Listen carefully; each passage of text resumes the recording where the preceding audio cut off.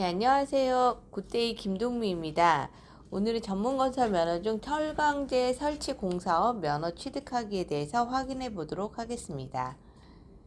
먼저 철강제 설치 공사업은 교량 및 이와 유사한 시설물을 건설하기 위해 철 구조물을 제작하여 조립 설치하는 공사, 건축물을 조립하기 위해서 철 구조물을 조립 설치하는 공사, 대형 댐의 수문 및 이와 유사한 시설을 건설하기 위해서 철 구조물을 조립 설치하는 공사를 진행합니다. 철강제 설치 공사업은 공사 금액과 상관없이 반드시 철강제 설치 공사업 면허 취득하신 후에 공사 진행하실 수 있습니다. 이 부분도 꼭 확인하시고 진행하시기 바랍니다. 그럼 이제 철강제 설치 공사업의 등록 기준을 확인해 보도록 할게요. 먼저 철강제 설치 공사업의 등록 기준은 자본금, 공제조합, 기술인력, 시설 장비 이렇게 4가지 기준을 모두 준비했을 때 철강제 설치 공사업 등록이 가능합니다. 자본금, 기술능력, 공제조합, 사무실 모두 증빙서류가 준비되었다라고 하면 사무실의 소재지가 위치한 시도 내 관할 관청에 공사업 등록 신청을 하고요. 광역 지방자치단체에서 공사업 등록 심사를 하고 수리해서 각각의 대표님들께 통보를 하게 됩니다. 이때 통보를 받은 대표님께서는 진행하는 시군구청에 방문하셔서 철강제 설치 공사업의 등록증 및 등록 수첩을 수령하는데요. 방문하시기 전에 반드시 등록면허세와 국민주택 채권 매입 영수증 지참하시고 가시면 됩니다. 그럼 이제 세부적으로 철강제 설치 공사업의 자본금 기준을 확인해 보도록 하겠습니다. 법인 사업자는 7억 원 이상, 개인 사업자는 14억 원 이상입니다. 제출 서류로는 기업 진단 보고서 혹은 재무관리 상태 진단 보고서라고도 합니다. 제출해 주시면 됩니다. 자, 법인의 경우에는 납입 자본금이라고 해서 등기부 등본상에 등재되는 자본금과 실질적인 자본금, 재무제표상의 겸업자산, 부채 등을 제외한 실질적인 자산이 모두 동시에 7억 원 이상 준비되셔야 합니다.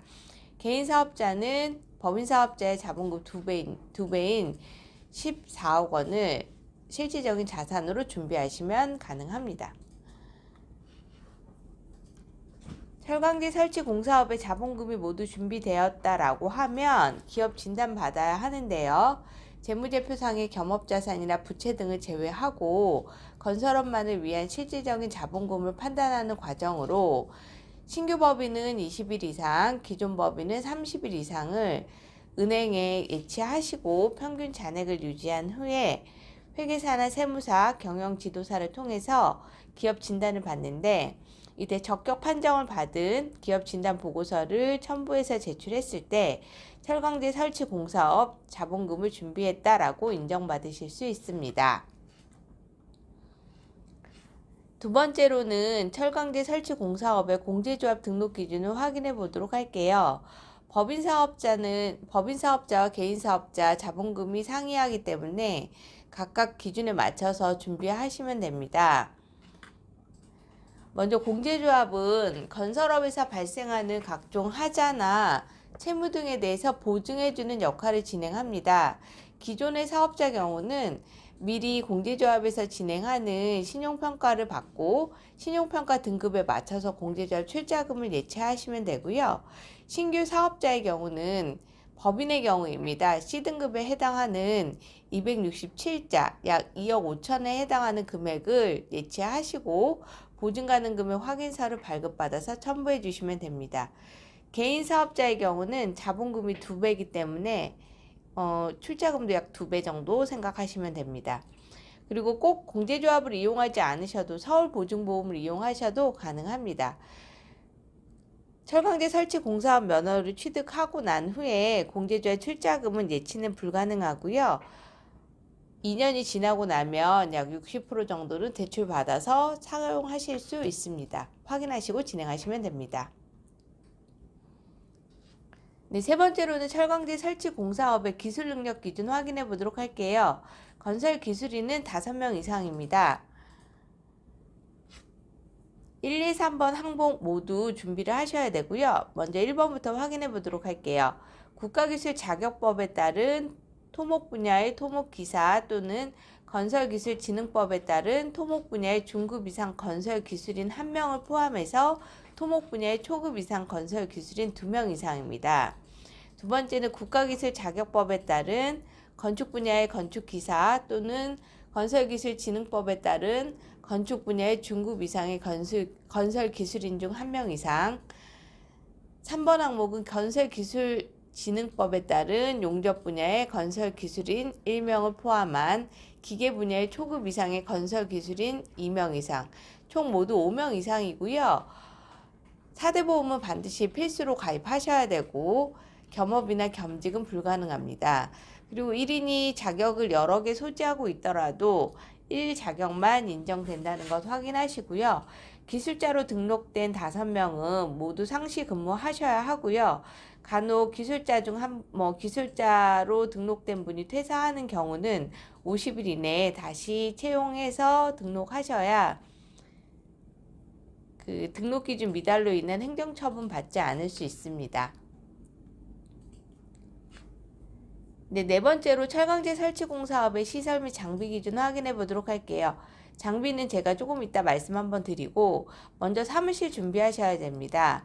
제출 서류로는 건축물 대장, 건물 등기부 등본, 사진, 임대차 계약서, 임대 하나입니다. 본인 건물이면 상관없고요. 첨부해 주시면 됩니다. 사무실은 법인의 경우에는 법인의 본점 소재지에 해당하고요. 개인 사업자의 경우는 사업장 소재지 내에 위치하고 있어야 합니다. 건축법상 근린생활시설이나 오피스가 적합하고 농업용이나 주거용은 불가능합니다. 그리고 타 업체하고 공동으로 사용하는 경우에는 별도로 출입문이 존재하고 벽체로 완벽하게 분리되어 있으면 가능할 수 있습니다. 그리고 컴퓨터, 책상, 전화 등 사무용품은 반드시 준비되어 있어야 합니다. 요즘은 실사도 나오기 때문에 사무실 준비 꼼꼼하게 잘 하셔야 합니다. 마지막으로 철강제 설치공 사업의 장비 기준 확인해 보도록 할게요. 장비는 작업장 및 장비가 있어야 합니다. 1번 항목의 제작장, 현도장, 기중기, 전기 용접기 이렇게 네 가지 기준에 맞춰서 장비 준비하셔야 하고요. 세금 계산서나 아니면 매입 영수증 그리고 사진 등 첨부해 주시면 장비 보유하고 있다는 내용 확인하실 수 있고 철강제 설치공 사업은 실사 나와서 장비 부분도 꼭 확인하니까 이 부분도 잘 준비해 주시기 바랍니다. 여기까지 해서 철강제 설치 공사업에 대해서 말씀드렸고요. 진행하시면서 궁금한 부분이나 어려운 부분이 있다면 아래 연락처로 연락 주시면 언제든지 상담 가능합니다. 오늘 하루도 좋은 하루 보내세요. 감사합니다.